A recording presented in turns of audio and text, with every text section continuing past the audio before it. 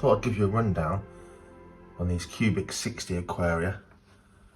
I'm 18 months in now, not a year, actually 18 months. I set this up, got it running, went off to a lovely holiday in Mexico, left the lights on thinking I'd come back and the Java moss and the plants would really get a head start and then I'd get some fish when I got back. Yeah, slightly algaeified, absolutely thick with filamentous algae, and all the glass was covered. I got some of the sort of the blanket weed algae out, got some nearite snails, and you know what, I think I put 3 in there, and in 2 weeks it was almost perfectly clear. And all I do now is clear the front and the right hand side because they're my viewing panels, and the other sides are left. And this is my routine maintenance.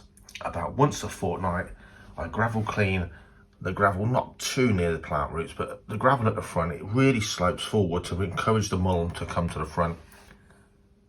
I gravel clean, tip a bucket of tap water in untreated, and that's about once a fortnight for 18 months. I stocked it with a variety of nano fish, half a dozen ENDLER'S guppies, some lampreys, some lovely tiny micro rasboras, and half a dozen blue coloured cherry shrimps. There's a downside, there's a big downside to this aquaria. The filter, pretty powerful, gives a really good flow. The sponge contents, once it was established, you can see there's a lot of fish in here, and I've took a big net full of these ENDLER'S fish out just last week for a friend. The filter, once established, and that fortnightly routine keeps this crystal clear. It's slightly cloudy today because I've just done it clean. But the big problem is not the lighting, tiny little bit of lighting really, and yet those plants are thriving. Pick the right plants, of course. Anubis doesn't need a lot of light, cryptocorin's okay. You can see they're thriving. This is the actual problem.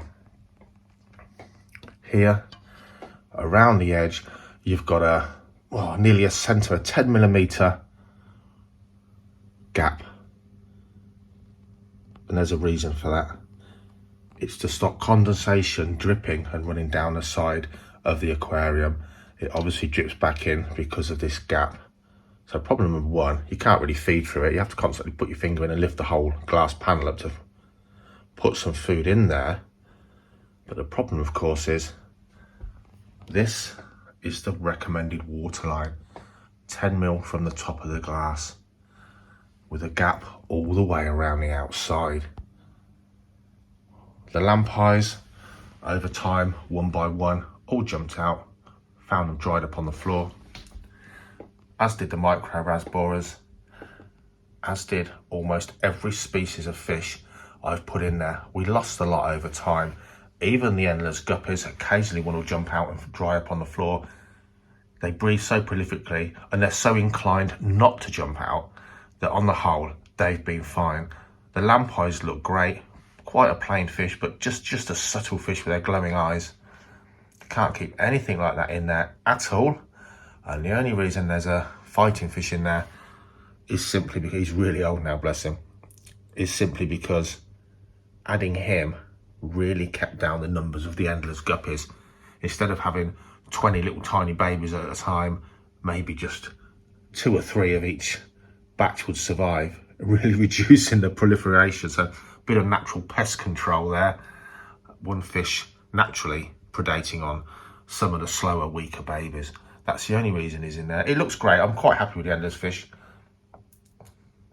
But that's your biggest downside of this aquarium. Otherwise, it looks great. It lights up a dark corner of a room fantastically well. It's easy to maintain, really easy to maintain. You could keep all kinds of fish in there. I think an aquarium this small, you really want to keep small fish in there. We did put some mollies and platies in there. They didn't jump out too much, but they didn't look right. They were always at the front. They were bigger, looking for food. It didn't look natural. The fish just constantly at the front all the time. Whereas these fish kind of mill around and do their own thing. So would I rate this aquarium? If you want to brighten up a corner of a dark room, you want a real natural sort of ecosystem that looks beautiful, is easy to clean, absolutely I would. The downside is, of course, you're really, really limited to the species you put in there because of this drip gap around the outside. And if you do peek down the side here, this is a known problem. You will get, a lot of people have told me this, a slight little weep from the top of the filter, maybe just capillary action. It'll go down the outside and it's gonna, in this case, ruin whatever it stood on, because I can't even get to that to clean it off. So gradually it's gonna eat away into the wood of this cabinet it sits on. I can't see it without poking the phone down there, but many people have told me they've had the same problem. Such a high water level required, so the flow of the filter works as it should, that you get that weeping down the side there. So pros and cons, guys, but highly recommend for the purpose this was intended to do. Look really beautiful in a corner of our bedroom.